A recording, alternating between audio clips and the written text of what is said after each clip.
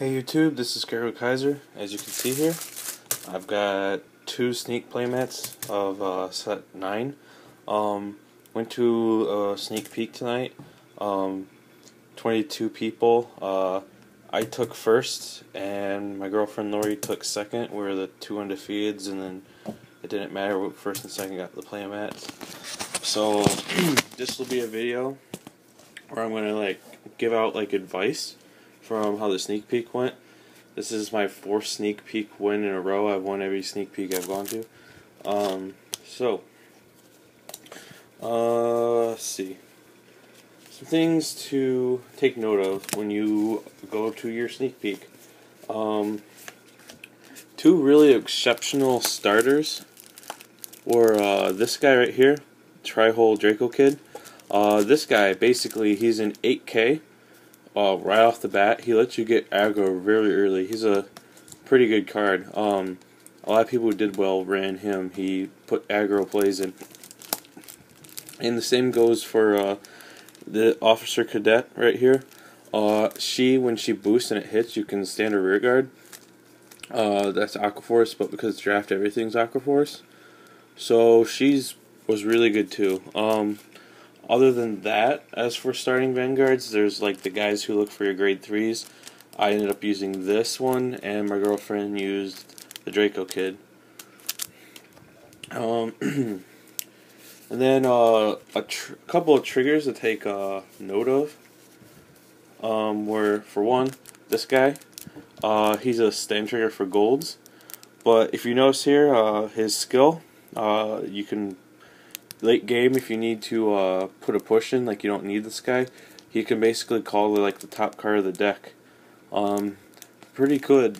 And then other than him, there was also the Castanet Donkey. For a draw trigger, he has the ability to give somebody +3. He ended up being pretty relevant and helpful. Grade 1s. I ended up pulling a Amaterasu, and I was using her as my main grade 3 unit that I could get to. And so take note of if you actually pull Amaterasu and you can get her, you'll have a very good, or what's his name, the grade 2 guy. They're pretty good, but yeah, that helped a lot. That was pretty good. Amaterasu, as a whole, was just really good in draft. Normally, her limit break's harder to do, but in draft it was really good. I could use her to, I pulled her and I pulled a gold, but because of draft rules, I was able to use her to just search out gold and go straight to perfect guards, and she ended up being really helpful in draft. And she was an 11K. My girlfriend, she ended up her deck wasn't outrageously spectacular. Her 2 pulls that were 1 mark and 1 gold, which isn't outrageously powerful. However, she had really good defense in her deck because she had 2 perfect guards. And another thing that contributed a lot to her success, even though she didn't have very powerful cards, was she had several cards who had the same skill as this guy here, or when you guard, you can counter blast 1 and they gain 5 shield. That helped a lot. That acted as a grade 1, but also could be a 10k shield. Those cards were, for both me and her, very relevant to how we won. This chick right here, the Fire Juggler, because it's draft rules, this card is a very good Vanguard booster. She turns your grade 3, she acts like Sarah with your grade 3s, and since it's draft, all your grade 3s are Pale Moons, so she was pretty good. And she was just 7k even if nothing else. The chicken, the cat, and the dog, those were actually pretty good for draft as well. Because if your opponent was to, if they were on the rear guard and your opponent killed it, you could replace them. Cards like this guy right here, it's a grade 1 with 6k, and it gives 3k to grade 3. These were actually very clutch. They let you hit magic numbers and push for game. They're actually a lot more useful than you'd think they might be.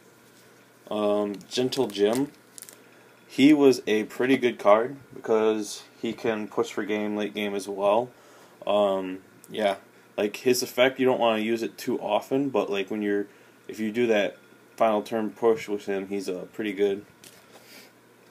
Let's see, these guys right here, this guy, and Jiraiya and the Toad, it let you put out an early game push, because you could put this guy on the bottom, and then call this guy from your deck and get an early game like push. And if you pull multiples of him, the Toad's really good.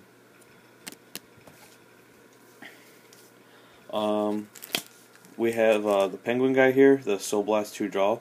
I ran him. He did very well for me. He gave me that +1, and I would combo him off. I would use since my starting Vanguard, I would use it to move the Soul, and then I would call him, do the Soul Blast, and then I could play my Rock Witch Gaga, and her effect would be live now since I Soul Blasted and had no soul. So that was pretty cool. That was a combo I used a lot. Like most drafts, since you only end up having 6 triggers in the end, self-damaging units like these guys are really clutch, because they're a way to put triggers that go to your damage zone back in the deck, so you can use your very few triggers you have multiple times. And then another thing, the Barcode Zebra and the Riser guy, who are like Devil Summoner clones, those were really good. Like if you can get some Zebras and some Risers, especially if you can get like multiples of like each one or in both, and you can actually get like a lot of free cards off it. And because it's draft, their low power isn't that much of a handicap, because it's draft, so no one's deck is really that ideal. Yeah, hopefully like this kind of advice will be helpful going into the draft. Yes. Things that like we went through, like I faced the 2 players playing the Blood. He wasn't as scary as I thought, but that was because I usually had a perfect guard, because my Vanguard being Amaterasu would search it. Glory Maelstrom was a little bit scary, but because like you end up having like starting Vanguards extra because people keep passing them to you, it wasn't that hard to deal with, I guess. I would definitely suggest having an aggro play style when you're playing, because it's draft and people don't have that many, don't only have like the 6 triggers in your deck. And the aggro play style is why cards like this were doing really well, because it's draft and you can very easily push your opponent real quickly, especially early game. Also, like the Angel Feather guys that can go off in the damage zone, those ended up being pretty clutch. Yeah, I know it's just kind of spazzy and all over the place, but hopefully you find it helpful if you're going to any sneak peeks this weekend. So, thank you for watching.